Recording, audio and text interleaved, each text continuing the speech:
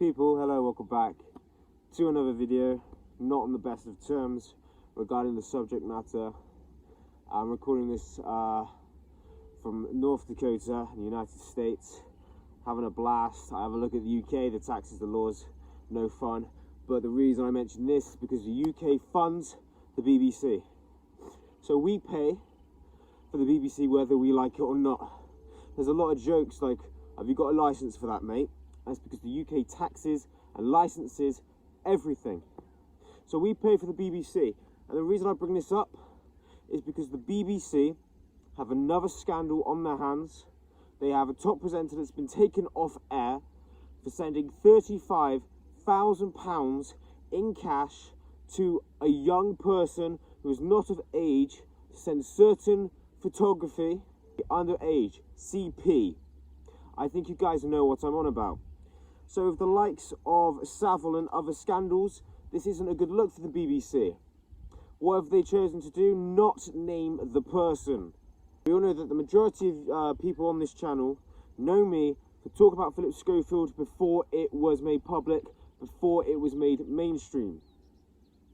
I'm not going to come here today and tell you I know who the person is. I've heard some rumours, but I can't verify it like I could verify Philip Schofield. I cannot verify who this person is.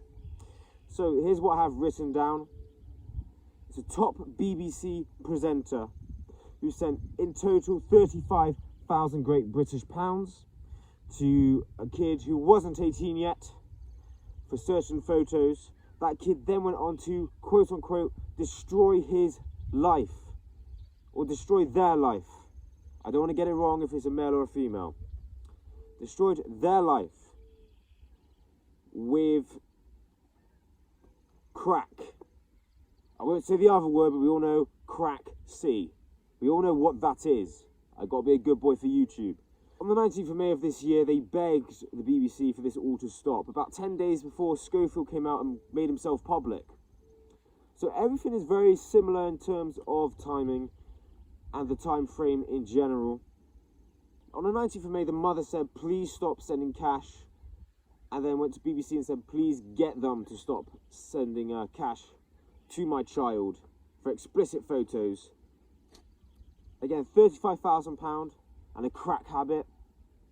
You're talking big scale addiction. And for someone who isn't even of 21 years old, that will affect them for the rest of their life. Addiction is not a pretty thing. I know it's glorified in some songs. It's not a pretty thing, addiction. More people than you realise suffer from addiction in one form or another, whether it be alcoholism, drugs, gambling, other things. Many presenters have had breaks since the 19th of May. I'm not going to name said presenters. If you search up BBC presenter break and have a look from the 19th of May onwards, there's a few. Some big names, some people I don't even recognise the name of. And I'm not here to point fingers or accuse anyone at all, but that presenter has been taken off air. And this is clearly a big scandal, yet again, for the BBC. We all know outside of the BBC in London, they have sculptures by a prolific you-know-what, beginning with P. They've had the Savile scandal. That is probably the worst one the BBC have endured. And especially after the Philip Schofield scandal from ITV, I think it's a disgrace that this person has not been named. There's evidence against said person. Why has a police report not been filed by either the mother, the child, or the BBC? Now they have the information. An internal investigation? Now, no offence to the BBC, a big corporation will protect their own. They protected Savile. We judge actions by history. The BBC have a horrible history when it comes to child abuse. They protected Savile. They silenced opposition. They banned Johnny Rotten from BBC Radio for exposing Savile.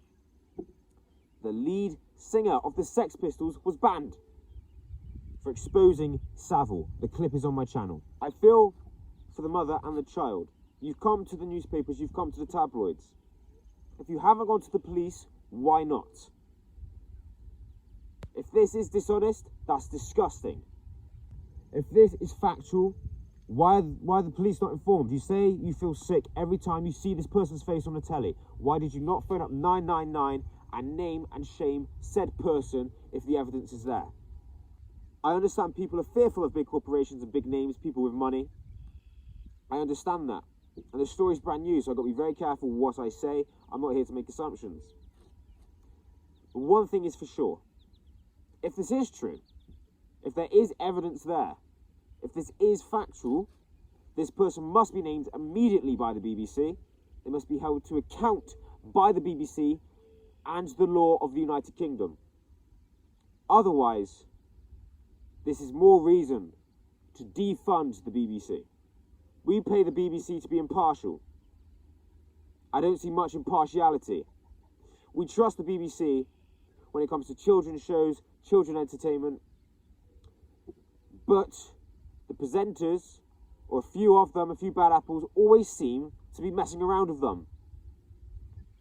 If you want to protect the institution of the BBC, if you want any integrity, if you want people to pay the TV license, you best make this person accountable, you best name them, you best shame them, and you best call the police. Because in the coming days, if this person is named and nothing is done by the BBC, I think it's about time people make their voices heard, because enough is enough of this stuff. We should have learnt from Savile. We've had Schofield. We have another one. Why do TV presenters get protected when abusing children in the United Kingdom? It makes our culture look bad. It says a lot about us. One rotten apple can rot the rest.